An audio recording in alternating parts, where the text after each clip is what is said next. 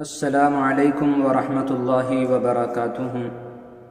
الحمد للہ وحدہ والصلاة والسلام علی من لا نبی بعدہ۔ میرے عزیزو، آج ہم ہندوستان کی ایک اہم تاریخ پر روشنی ڈالیں گے۔ وہ تاریخ حضرت ٹیپو سلطان علیہ الرحمہ سے متعلق ہیں۔ وہ تاریخ ٹیپو سلطان کے والد محترم حیدر علی سے متعلق ہیں۔ میرے عزیزو، لوگوں نے تاریخ کو دبانے کی کوشش کی ہے۔ تاریخ دبانے سے کبھی چھپا نہیں کرتی۔ ہم ایک میسور کے صوبے کی تاریخ کو دیکھیں۔ جب انگریز ایسٹ انڈیا کمپنی کے نام سے ہندوستان میں آنے لگا تو ابتدائی مغل جو سلطنت تھی، ابتدائی مغل جو بادشاہ تھے، انہوں نے ان کی مکاریوں کو جان کر انہیں کبھی ملک میں نہ آنے دیا، لیکن یہ بار بار آتے رہے اور مغل سلطنت کمزور ہوئی تو پھر انہیں یہاں آنے کی، رہنے کی اجازت مل گئی، اور ایسٹ انڈیا کمپنی کے نام سے ان لوگوں نے دھیرے دھیرے ہندوستان کو اپنے شکنجے میں جکڑنے کی پوری کوشش کر لی۔ لیکن کچھ یودھا تھے، کچھ لوگ تھے، کچھ بہادر تھے جو اس دیش کے وکاس کے لیے، اس دیش کی جیت کے لیے، اس دیش کے سمان کے لیے اپنے آپ کو قربان کر گئے ہیں۔ اور مجھے حسرت اور افسوس ہے کہ آج کی قوم، آج کے لوگ انہی یودھا، انہی ویروں کو کس طرح سے پکار رہے ہیں۔ تو انہی یودھاؤں میں سے، انہی ویروں میں سے، انہی شجاع بہادر لوگوں میں سے ایک حیدر علی ہے، اور دوسرے ان کے پتر ہیں، دوسرے ان کے بیٹے ہیں جنہیں ٹیپو سلطان کے نام سے لوگ جان رہے ہیں۔ جب ایسٹ انڈیا کمپنی دھیرے دھیرے ہندوستان میں پھیل رہی تھی تو سب سے پہلے اگر کوئی ان کی مکاری کو سمجھنے والا تھا تو وہ حیدر علی تھا۔ حیدر علی نے ایسٹ انڈیا کمپنی کے، انگریزوں کے اس مکاری کو دیکھتے ہوئے جو آس پاس کے راجا تھے، جو آس پاس کے وزیر تھے، جو دوسری ریاستوں کے بادشاہ تھے، چھوٹے چھوٹے، کیونکہ ہندوستان چھوٹی چھوٹی ٹکڑیوں میں بٹ چکا تھا اور ہر کوئی اپنی ریاست پر، صوبے پر حکومت کر رہا تھا۔ کہیں مراٹھاؤں کی حکومت تھی، کسی چھوٹے سے حصے میں مغل بیٹھے ہوئے تھے، کہیں میسور میں کوئی اور تھا، تو اس طرح سے لوگ بٹے ہوئے تھے۔ اور جو حیدر علی ہیں، یہ ایک سپہ سالار تھے، اور دھیرے دھیرے ان کی بہادری کو دیکھتے ہوئے انہیں آگے بڑھایا گیا، حتیٰ کہ قوم نے انہیں اپنے سلطنت کا، اپنی ریاست کا بادشاہ بنایا۔ 6 دسمبر اور 1782 کو ان کا انتقال ہوا ہے، لیکن اس سے پہلے انہوں نے بڑے کارنامے انجام دیے کہ جب انہوں نے انگریزوں کی مکاری کو بھاپا تو مراٹھاؤں کو، دوسرے سلطنت کے لوگوں کو، ریاست کے لوگوں کو خط لکھے، میسج پہنچایا کہ دیکھو یہ ہماری جو آپس کی لڑائی ہے یہ چلتی رہیں گی۔ انگریز دن بدن اپنی طاقت کو بڑھا رہا ہے اور ہندوستان کو اپنا غلام بنانا چاہتا ہے، اس لیے ابھی ہمیں ضرورت ہے کہ ہم ایک ساتھ ہو جائیں اور اپنے اس طاقت کے ساتھ انہیں اپنے ملک سے کھدیڑ دیں۔ تو سب سے پہلے اگر کسی نے آواز اٹھائی تھی انگریزوں کے لیے تو وہ ایک مسلمان حیدر علی تھا۔ اس نے آواز اٹھائی اور مراٹھاؤں تک کے بھی اپنی آواز کو پہنچایا۔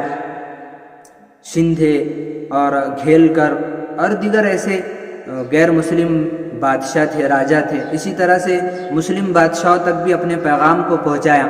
لیکن میرے عزیزو، ہر کوئی اپنی ریاست کو لے کر بیٹھا ہوا تھا اور اس بات کو اس نے اندیکھا کیا، حیدر علی کی اس بات کو اندیکھا کر دیا۔ تو سب سے پہلے جو شمشیر اٹھائی ہے، تلوار اٹھائی ہے انگریزوں کے خلاف اور انگریزوں کو کھدیڑنے کے لیے، تو یہی حیدر علی تھا، اور دانتوں چنے انگریزوں کو اس نے چبا دیے ہیں۔ جب انگریز اس سے بھیڑے ہیں، لڑے ہیں، تو انگریزوں کی شکست ہوئی، انگریزوں کو صلح کرنی پڑی۔ ایسی ویرتا اور مہانتا کے ساتھ یہ یودھا انگریزوں سے لڑا ہے، کس لیے؟ ہندوستان کے لیے۔ لیکن 1782 6 دسمبر کو ان کا انتقال ہوا بیماری کی وجہ سے۔ پھر ان کے بعد ان کے بیٹے، ان کا پتر، ایک ویر یودھا ہندوستان کا ٹیپو سلطان، جو ان کی جگہ پر بیٹھا ہے، ان کی جگہ اس نے لی ہے۔ اور میرے عزیزو، کچھ لوگ جو آئے دن سیاست کے لیے پتہ نہیں ایسے ویر یودھاؤں کو کیا کچھ کہہ رہے ہیں اور ان کی ویرتا پر کلنک لگا رہے ہیں، انگلیاں اٹھا رہے ہیں۔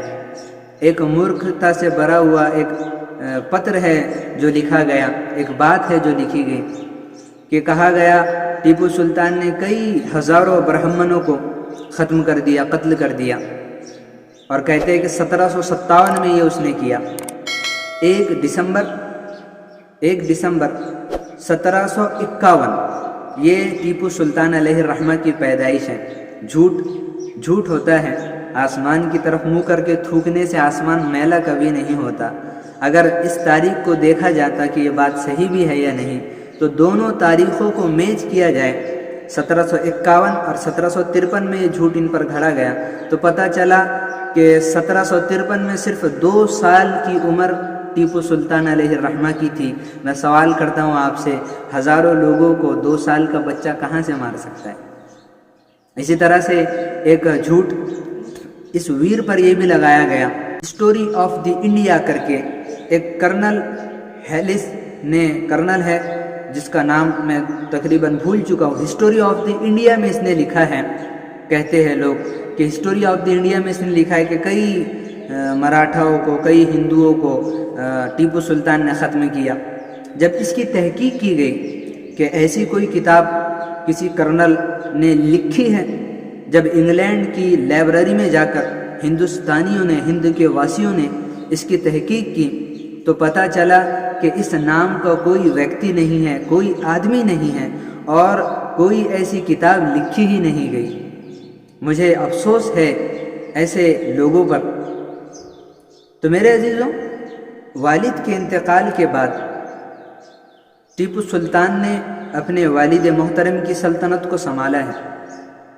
اس سے پہلے کچھ یوں ہوا، جب حیدر علی نے یہ آواز اٹھائی اور لوگوں تک اپنی آواز کو، راجاؤں، چھوٹے چھوٹے جو راجا تھے اور چھوٹی چھوٹی ٹکڑیوں میں جو بٹے ہوئے تھے، ان تک اپنی آواز کو پہنچایا، جس میں مسلم بادشاہ بھی تھے، غیر مسلم بھی تھے، مسلم راجا بھی تھے، غیر مسلم بھی تھے، ان تک آواز کو پہنچا کر کہا کہ ایسٹ انڈیا کمپنی سب کو غلام بنانا چاہتی ہے، ہمیں ان سے لڑنے کی ضرورت ہے، ہم اپنے آپسی معاملات کو بعد میں ختم کر لیں گے۔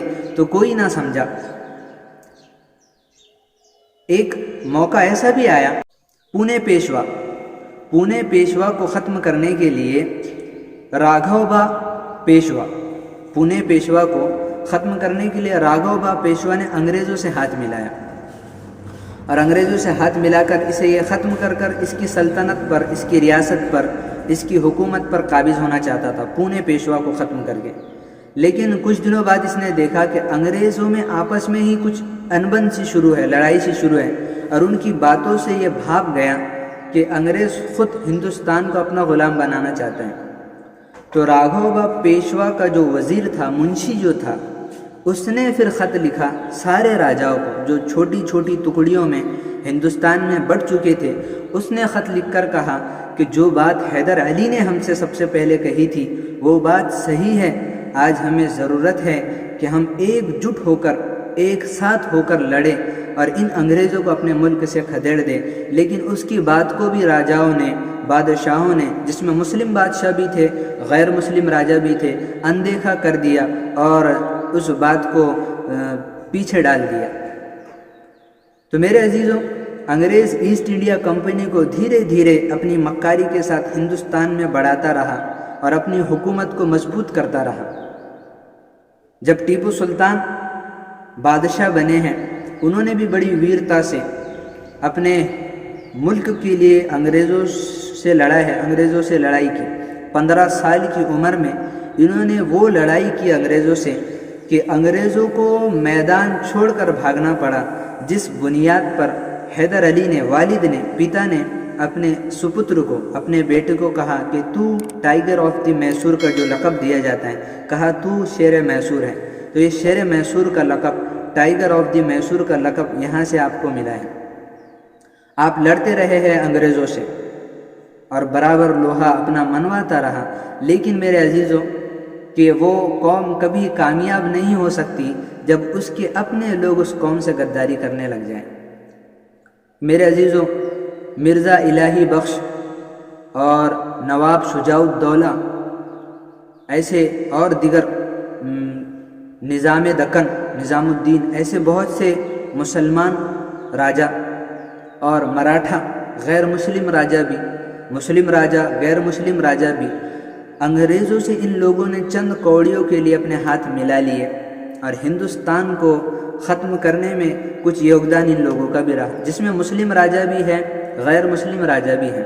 میں آپ کو بتا رہا ہوں کہ جب ٹیپو سلطان علیہ الرحمہ کی مراٹھاؤں سے آپس میں جنگ ہوئی، یہ کوئی دین اور اسلام کی بنیاد پر نہیں رہتی تھی، بلکہ اپنی ریاست اور صوبے، اپنے علاقوں کی بنیاد پر یہ لوگ لڑا کرتے تھے۔ تو جب مراٹھا ٹیپو سلطان علیہ الرحمہ کے آگے آئے اور ان میں آپس میں جھڑپ ہوئی، تو مراٹھاؤں کے ذریعے سے کچھ مندریں ٹوٹ گئی، کچھ مندریں ٹوٹی۔ آپ تاریخ کو اٹھاؤ میرے عزیزوں، آپ کو پتہ چلے گا ان مندروں کا دوبارہ سے نرمان اس ٹیپو سلطان نے کرایا ہے، اپنی سلطنت کے لوگوں کے لیے، اپنی رعایا کے لیے۔ اور ہمیں ایکتا کا ایک پیغام اسی بادشاہ نے دیا۔ ان مندروں کے دوبارہ سے نرمان ٹیپو سلطان علیہ الرحمہ نے کرائے، اور پھر ان میں دان بھی ٹیپو سلطان نے دیا، جو جمہوریت کا ایک پرتیک ہمیں یہاں سے مل رہا ہے۔ جمہوریت میں زندگی جینا، زندگی جینے کا طریقہ ہمیں یہاں سے بتایا جا رہا ہے۔ یہ تو کچھ لوگوں نے اپنی سیاست کی بنیاد پر آپس ہی میں ہمیں ڈیوائیڈ کیا، ڈیوائیڈ اینڈ رول، جو انگریزوں کی تھیری تھی کہ انہیں آپس میں لڑاؤ اور ان پر حکومت کرو۔ آج کے کچھ لوگ ایسا کر کر آپس میں ان بھائیوں کو لڑا کر ہندوستان کی ایکتا کو، ہندوستان کی اکھنڈتا کو ختم کر رہے ہیں۔